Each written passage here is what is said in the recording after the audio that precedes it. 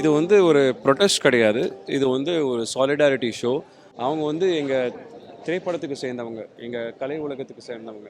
So அதுக்காக நாங்கள் வந்து அவங்கள எங்கள் குடும்பத்தில் ஒருத்தராக நினைக்கிறோம். ஸோ எங்களுக்கு ஒன்றுன்னும் போது அவங்க தாங்கியிருக்காங்க. அதே மாதிரி தான் இந்த நேரத்தில் நாங்கள் எல்லாரும் அவங்களுக்கு ஒட்டுமொத்தமாக வந்து எங்களுடைய சப்போர்ட்டும் எங்களுடைய ஆறுதலும் அவங்களோட இருக்கணும்னு நாங்கள் ஆசைப்படுறோம்.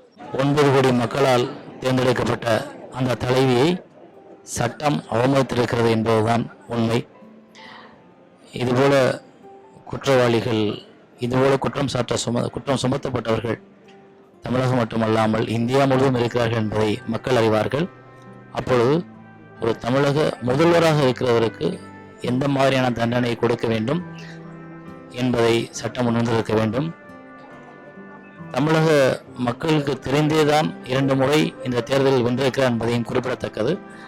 தனி மெஜாரிட்டியில் ஜெயித்த ஒரு தலைவியை அவமானப்படுத்துவது தமிழக மக்களையே அவமானப்படுத்தியதாக நினைத்துதான் நாங்கள் இங்கு அமர்ந்திருக்கிறோம். அம்மாவிற்கு எதிராக புனைக்கப்பட்ட வழக்கு அல்ல, ஒட்டுமொத்த தமிழர்களுக்கு புனைக்கப்பட்ட வழக்கு தீர்ப்பு என்பதை நாம் மனதில் கொண்டு அதே புரட்சி தலைவி அம்மா மீண்டும் தமிழகத்தில் தன்னுடைய தங்க நாற்காலில் அமர்ந்து ஆட்சி புரியும் வரை இந்த போராட்டம் தொடரும். அவங்க பண்ணது தப்பு இல்லைன்றதுனால தான் மக்கள் சட்டமன்ற எலெக்ஷன்லேயும் பாராளுமன்ற எலெக்ஷன்லையும் அவங்களுக்கு மிகப்பெரிய வெற்றியை கொடுத்துருக்காங்க. மக்கள் தீர்ப்பு தான் மகேசனோட தீர்ப்பு. அந்த மகேசனோட தீர்ப்புக்கு முன்னால் மற்ற தீர்ப்புலாம் ஒன்றுமே இல்லை. இந்த தமிழக முதல்வர் பதவி என்பது தமிழக மக்களால் அங்கீகரிக்கப்பட்ட அல்லது தமிழக மக்களால் வழங்கப்பட்ட ஒரு பதவி. ஆனால் இந்த பதவியை தமிழக மக்களின் உணர்வுகளுக்கு எதிராக, தமிழக மக்களின் விருப்பத்துக்கு எதிராக பறிக்கப்பட்டதை ஒரு வன்மையாக அல்லது ஒரு சோகமயமான நிகழ்ச்சியாக நாங்கள் கருதுகின்றோம். நாங்கள் மட்டும் இல்லை, ஒட்டுமொத்த தமிழ்நாடு எரிஞ்சிட்டு இருக்கு. அம்மா எத்தனையோ நல்ல விஷயங்கள் பண்ணியிருக்காங்க. இது வந்து சதி திட்டம் நடந்திருக்கு. இது ஒரு பொய்யான வழக்கு. நிச்சயமாக அம்மா ஜெயிச்சுக்குவார், கண்டிப்பாக வருவாங்க, மறுபடியும் முதலமைச்சராக உட்காருவாங்க, இது உறுதி.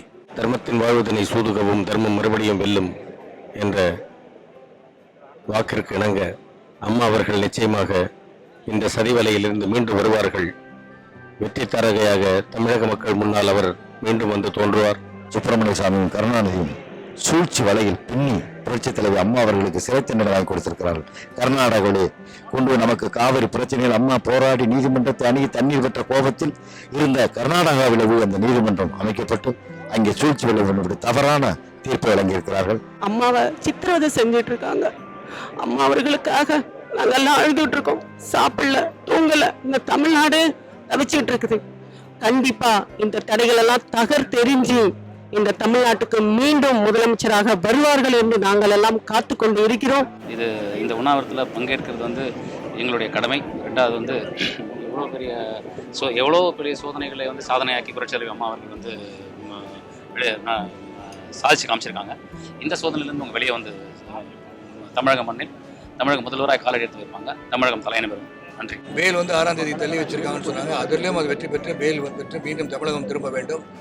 மீண்டும் இந்த சோதனைகளை கடந்து, வேதனைகளை கடந்து இதில் வெற்றி பெற்று மீண்டும் தமிழகத்தின் முதல்வராக அனைத்து துறைகளுக்கும் அனுகூலமாக நடந்து கொண்டு அனைத்து துறையும் முதன்மை பெற வேண்டும் என்ற அடிப்படையில் ஆட்சி புரிந்து வருகின்ற மாண்பு முதலமைச்சர் புரட்சி தலைவர் அவர்கள் மீண்டும் தமிழகத்தின் முதலமைச்சராக வர வேண்டும் என்ற எண்ணத்தை பிரதிபலிக்கும் வகையிலே, எங்களுடைய உணர்வுகளை பிரதிபலிக்கும் வகையிலே அவருடன் நாங்கள் இருக்கின்றோம், உறுதியாக இருக்கின்றோம் என்பதை தெல்ல தெளிவாக தமிழக மக்களுக்கு மட்டுமல்ல இந்திய மக்களுக்கு தெரிவிப்பதற்காக இந்த உண்ணாவிரத நிகழ்ச்சி.